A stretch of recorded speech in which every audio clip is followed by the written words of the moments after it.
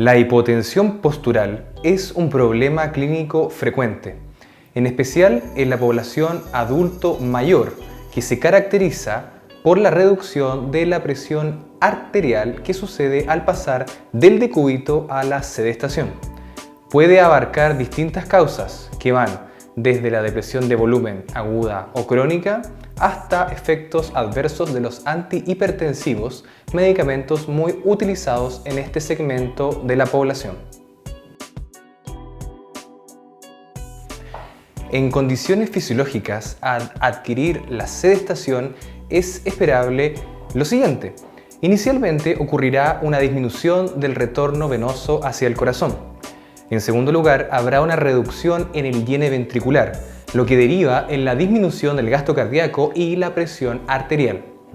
En tercer lugar, hay una caída en la presión arterial, lo que conlleva una activación del sistema nervioso autónomo simpático, compensando esta caída de presión. Por ejemplo, el caso del reflejo vasoreceptor. Además, hay activación simpática que incrementa la resistencia vascular periférica, el retorno venoso y el gasto cardíaco, limitando la caída en la presión arterial. Lo anterior conlleva una caída de la presión sistólica del orden de los 5 a 10 milímetros de mercurio y un incremento de la presión diastólica de la misma magnitud, con un incremento en la frecuencia cardíaca que oscila entre los 10 y los 25 latidos por minuto. Los pacientes con hipotensión postural tienen problemas en alguno de estos mecanismos compensatorios. Dentro de los factores de riesgo, es más común en los pacientes de la población adulto mayor. Así también ocurre en los pacientes que tienen otras comorbilidades, como por ejemplo la estenosis carotidia. Además, el uso de fármacos hipoglicemiantes, antihipertensivos, especialmente los vasodilatadores, los antidepresivos, opioides y el consumo de alcohol también son factores que pueden precipitar el desarrollo de la hipotensión postural. Existen dos mecanismos mayores de hipotensión postural. Estos son, en primer lugar, la falla autonómica.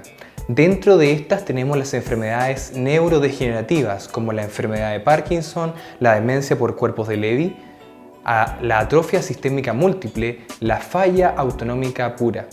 Además, las neuropatías también originan hipotensión postural. Aquí encontramos la neuropatía diabética, la amiloidosis, la deficiencia de la vitamina B12, la neuropatía autonómica paraneoplásica como en el caso del cáncer de pulmón de células pequeñas, etc. Un segundo mecanismo mayor es la depresión de volumen, en este caso por diuréticos, hiperglicemia, hemorragia o vómitos a repetición. Además, dentro de la etiología de la hipotensión postural podemos encontrar la medicamentosa, ya que esta genera o exacerba una hipotensión postural de base, como el caso de los bloqueadores alfa, los antidepresivos, los antiparkinsonianos, los antipsicóticos, antihipertensivos, diuréticos o relajantes musculares, entre otros, y la relacionada a la edad, al ir disminuyendo la sensibilidad de los vasoreceptores.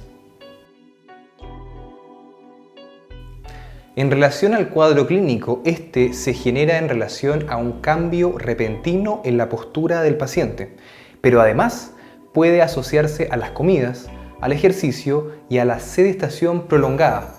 Entre los síntomas se describen la debilidad generalizada, fatiga, mareos, visión borrosa, síncope, entre otros. Podría manifestarse en raras ocasiones como una angina de pecho. Dentro de las complicaciones podemos listar las caídas frecuentes, eventos cardiovasculares y cerebrovasculares, en especial en adultos mayores frágiles, entre otras. La evaluación del problema incluye lo siguiente. Inicialmente, un detalle de los medicamentos de uso habitual de nuestro paciente. En segundo lugar, la historia médica de depresión de volumen reciente, por ejemplo, diarrea, vómitos, restricción hídrica o fiebre. Luego, antecedentes de otras comorbilidades, por ejemplo, insuficiencia cardíaca, cáncer, diabetes o alcoholismo.